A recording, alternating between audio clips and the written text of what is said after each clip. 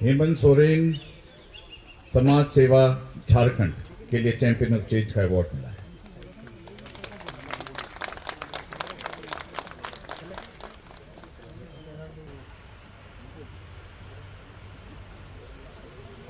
जिन्होंने हमें अवार्ड से सुशोभित किया है, आदरणीय प्रणब मुखर्जी साहब, डैश में उपस्थित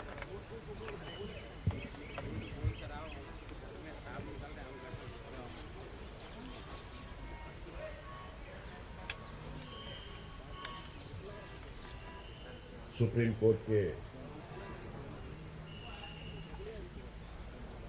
हमारे न्यायाधीश, मुख्य न्यायाधीश के रूप में कार्यरत रहे बालाकृष्ण साहब, सुप्रीम कोर्ट के न्यायाधीश रही ज्ञान सुधा मिश्र जी, साथ में यहाँ कई नामी गिरामी हमारे साथ अवार्ड लेने पहुंचे सभी आदरणीय सम्मानित अतिथिगण और यहाँ उपस्थित सभी प्रबुद्ध नागरिकगण, मैं आप सब लोगों का आज इस कार्यक्रम में उपस्थित होने के लिए आभार भी प्रकट करता हूँ और अपनी ओर से जोहार करता हूँ। समय का अभाव है, संक्षिप्त में बातों को रखने का कोशिश करूँगा। आज चैंपियन ऑफ चेंज अवार्ड के इस कार्यक्रम में आज अनेक लोग अपने अपने क्षेत्र में एक महत्वपूर्ण कार्य के लिए, एक बदलाव के लिए चिन्हित हुए हैं और आज इस पंचायती टाइम्स की ओर से जो कार्यक्रम आयोजित है, पंचायती राज टाइम्स के सभी सम्मानित सदस्यों को, विशेषकर नंदन झा जी को मैं आभार प्रकट करूंगा कि आप विभिन्न क्षेत्रों से लोगों को एकत्रित कर उनके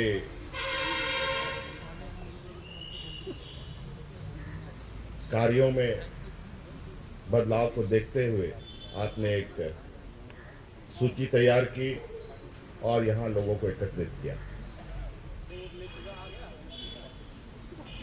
मैं झारखंड प्रदेश से नवनिर्वाचित मुख्यमंत्री के रूप में यहाँ आपके समक्ष हूँ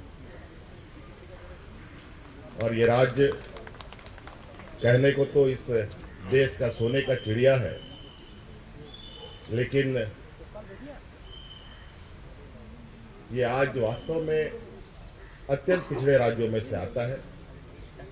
सोने के चिड़िया के रूप में वो इसलिए है कि देश का लगभग 40% से अधिक खनिज संपदा हमारे राज्यों में से निकलता है। जहां हमारे खनिज संपदा से पूरा राज्य, विभिन्न राज्यों की रोजगार उत्पन्न होते हैं, रोशनियों से जगमगाते हैं, वहीं कहीं ना कहीं हमारे राज्य इन सब चीज़ों से अभी भी कई चीज़ों से वंचित भी है। आदिवासी बहुल क्षेत्र है और आज जिस तरीके से हम विकास की लकीरें खींच रहे हैं, मुझे लगता है कहीं न कहीं वंचितों को उसका लाभ उसके हिस्सेदारी के बराबर नहीं प्राप्त हो रहा। आज जहां तक मैं थोड़ी बहुत जानकारी लेने का प्रयास किया हूं कि पूरे दुनिया में लगभग 37-38 करोड़ की आबादी आदिवासियों की है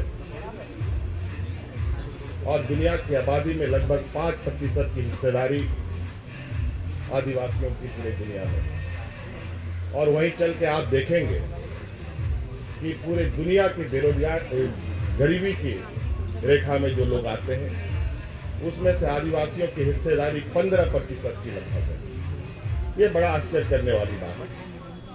आखिर इन आंकड़ों से यही प्रतीत होता है कि आज कहीं ना कहीं आदिवासी, दलित, शोषित, पीड़ित लोग, किसान, मजदूर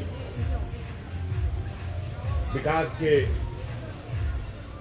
मुख्य धारा से जुड़ नहीं पा रहे हैं।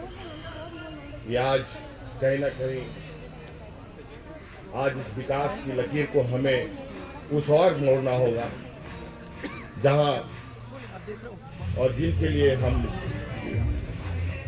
परिकल्पना तो करते हैं, कागजों कलमों में तो नियम कानून बनाते हैं, लेकिन आज वो भी हमसे कहीं पीछे छूट रहे हैं। उन्हें भी साथ लाना होगा, तभी इस देश का, राज्य का, समाज का सर्वांगीण विकास के सपने को पूरा किया जा सकता है।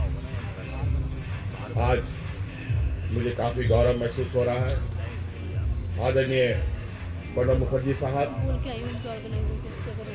एक कुशल राजनीति नहीं,